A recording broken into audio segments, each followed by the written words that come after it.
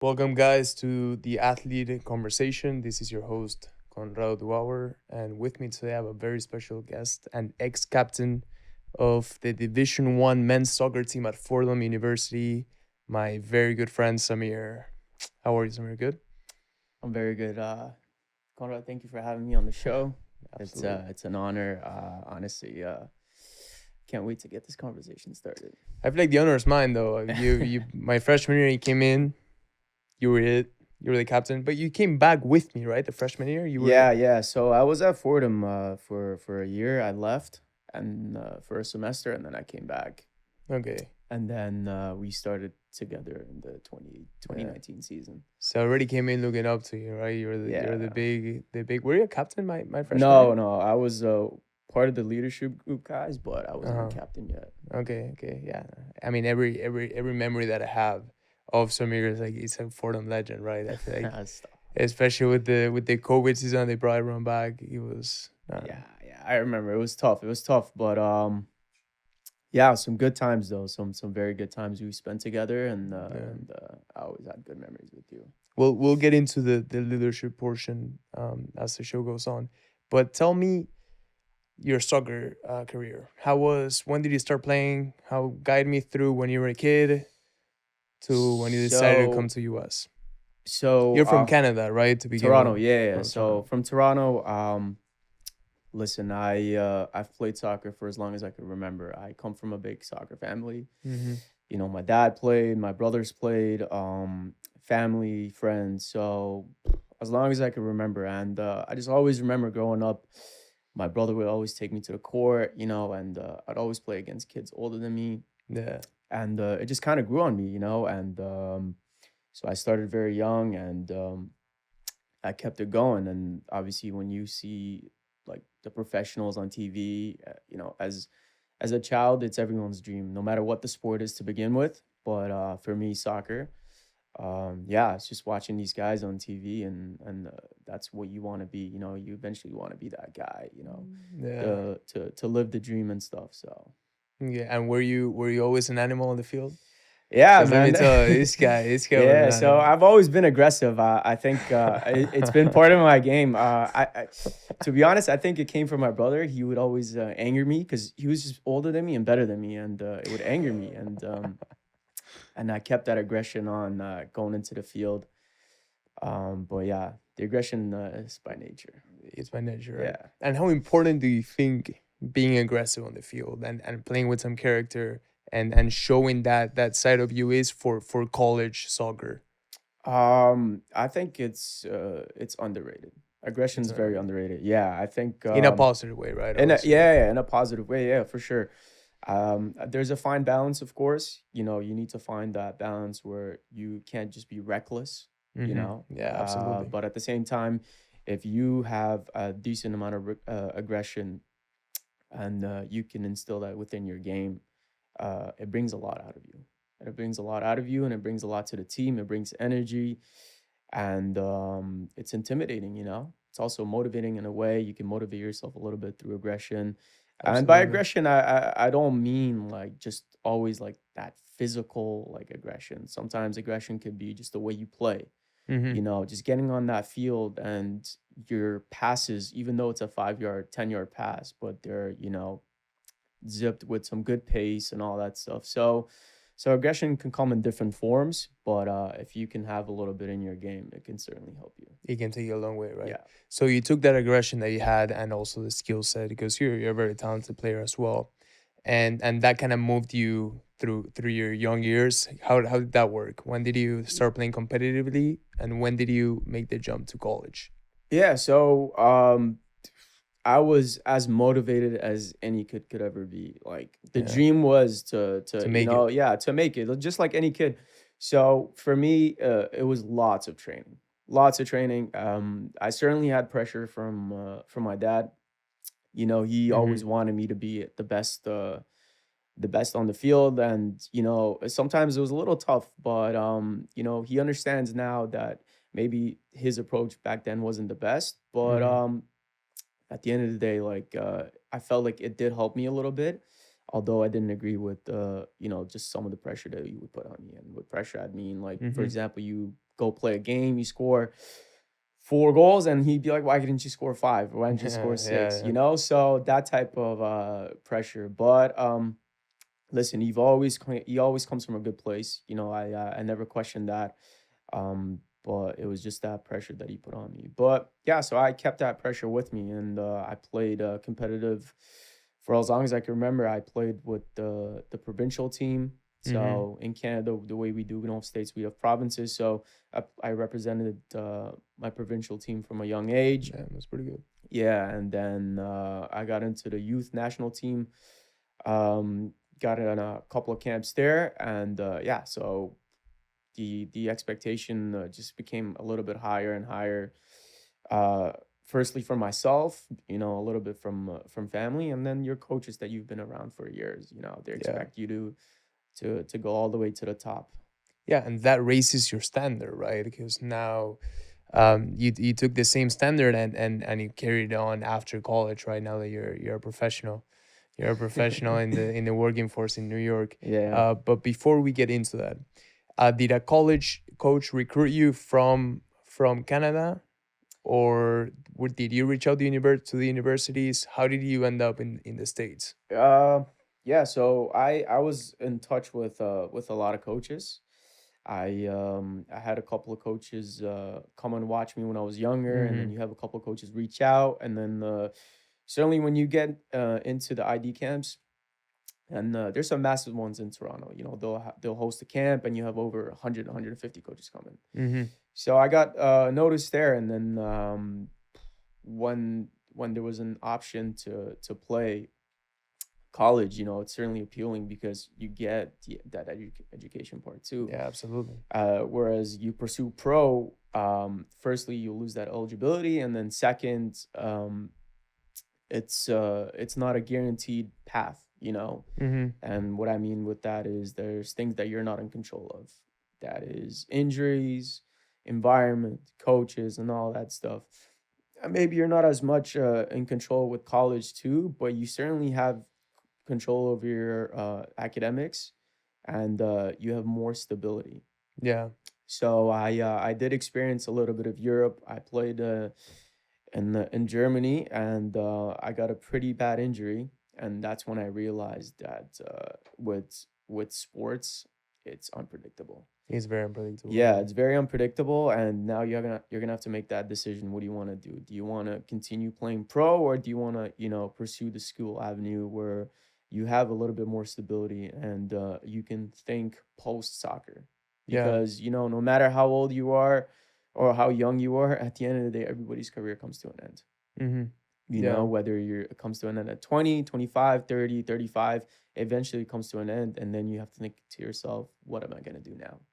Yeah, and I think that's where the career aspect, the education aspect comes into place. And that's why I think it's very important and it's a very good opportunity for international student athletes to actually come into the US, right? Because the US, the American system, especially in the college level, is very particular in the sense that it does potentially could connect you to a professional team within the United States, right?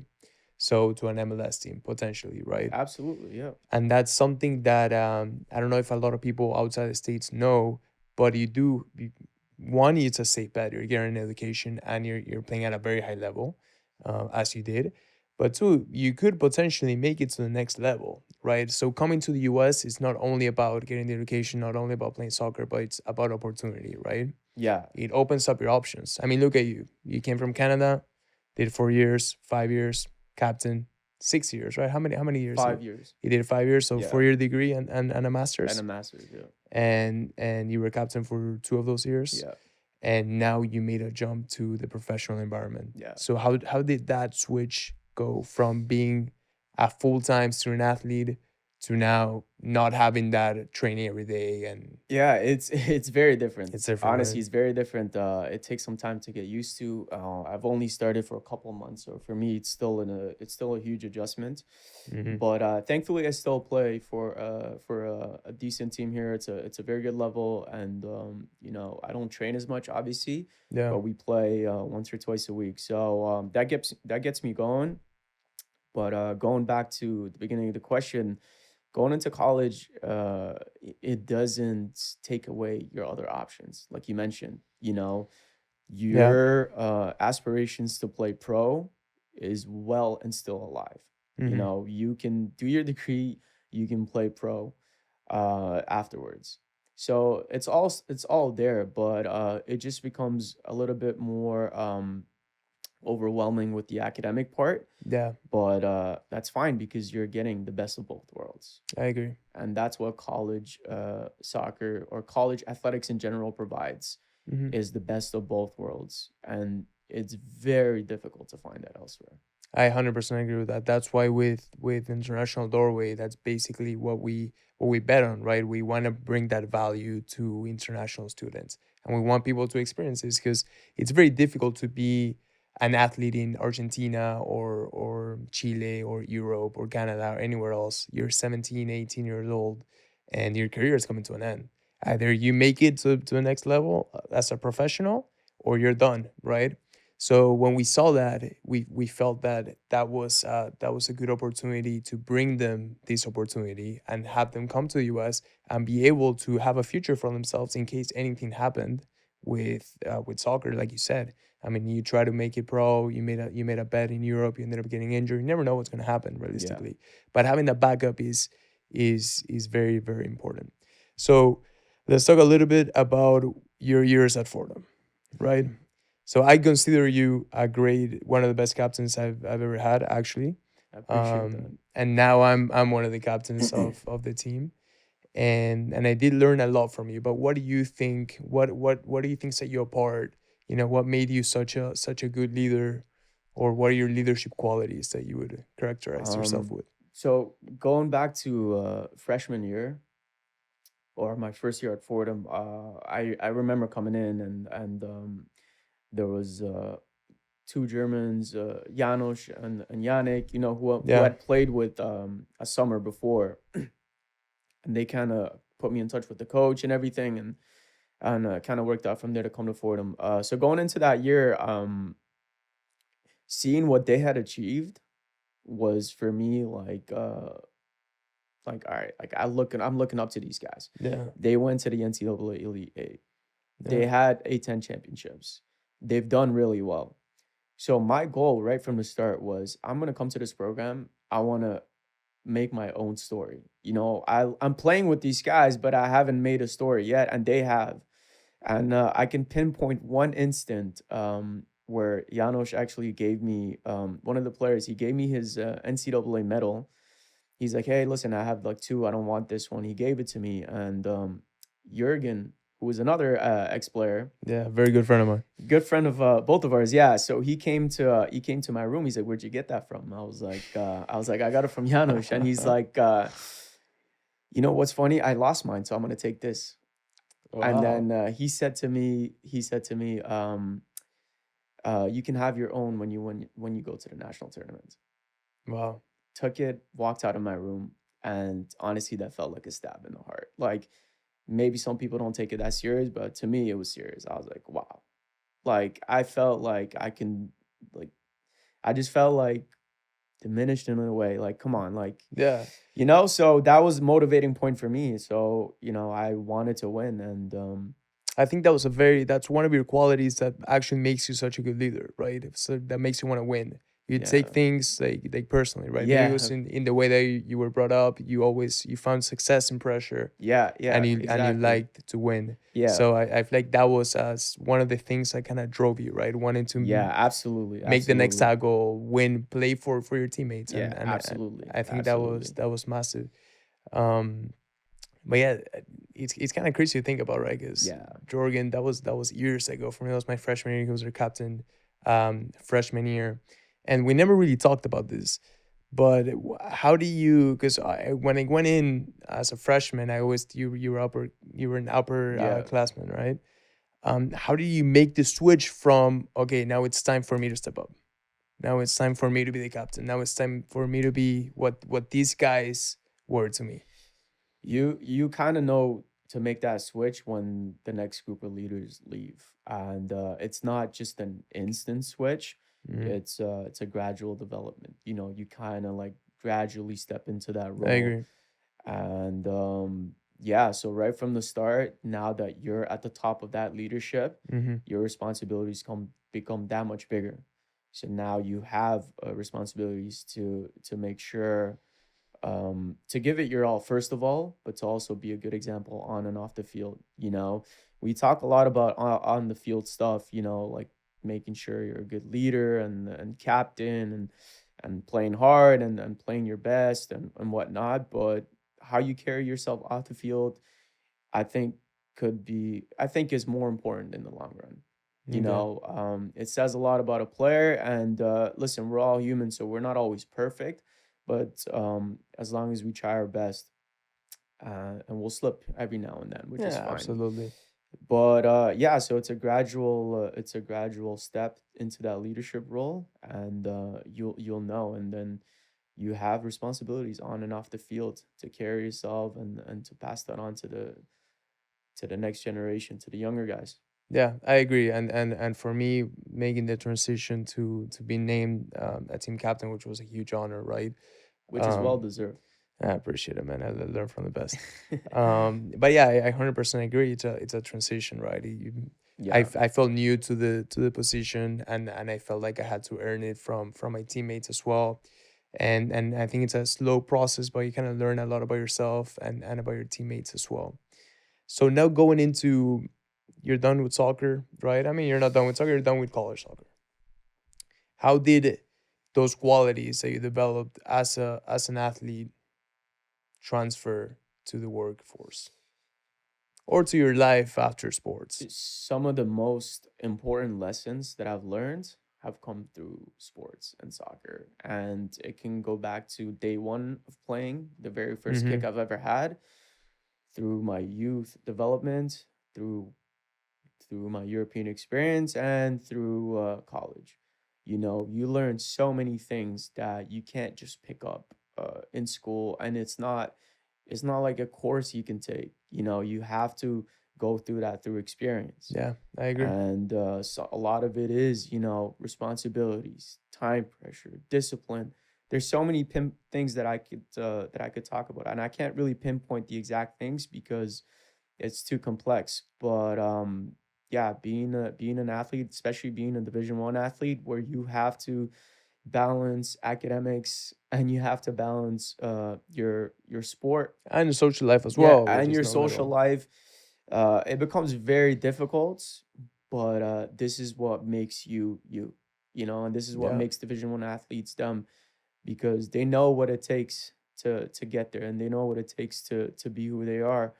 So Mm-hmm. for me, it's helped me enormously. You know, it's made the transition to work life a lot easier, and it gives me a little bit of motivation to kind of pass that on to my younger siblings. And you know, even though I'm still done at Fordham, I still talk to some of the younger guys. You know, I encourage them and wish them the best, because the moment you're done with college soccer, that's when you realize, the day you're done, the next day you're done, you realize like, wow, like I learned a lot. Yeah, dude. So 100%. it all takes time, but for me, certainly it's helped me enormously. I 100% agree with that. I think it's very important to play sports. This is my point of view, right? I think it's very important to play sports.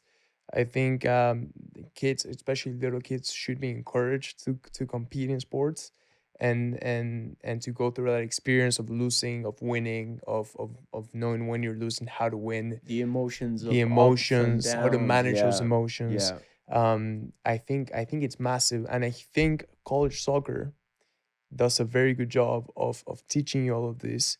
That the same, let's say two kids, they had the same experience growing up. They play the same sport, soccer, at the same level, right?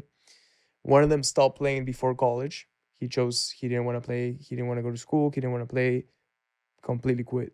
The other guy went on and played Division 1, Division 2, Division 3. Every type of college soccer is competitive and very intense. Eh? It's not only Division No, One. absolutely, They all absolutely. require a commitment. Yeah. They all require sacrifice in at every level of the college sports experience. I think the kid that chose to go on and play college soccer develops a different type of mentality with life. right? Because it's not only about playing at the youth level. It's also about, like you said, managing your social life, managing your school, managing the pressure from the coaches, managing the pressure from your teammates, from your family, right? I feel like the stakes are higher, and that's something that people should definitely keep in mind. Yeah, no, I agree. And honestly, there's statistics that can back that up. So it's not just an opinion. It's there's real stats that, that says that college athletes are have higher skill sets in certain ways, are more likely to have these Yeah, higher skill sets, obviously depends Yeah. on each person, but So yes. yeah, and especially if you're looking for a job, a corporate job, and you'll hear this a lot when people ask about your story. They'll kind of want to know what you did in college, and I've heard it many times myself from recruiters that we are looking for people with some athletic backgrounds because they Absolutely. have that skill set. And Hmm. going back to what I said, you can't just teach that. You learn that, and it takes years of experience, 20 years, 21, 22, however old you are, that many years of experience. So Yeah.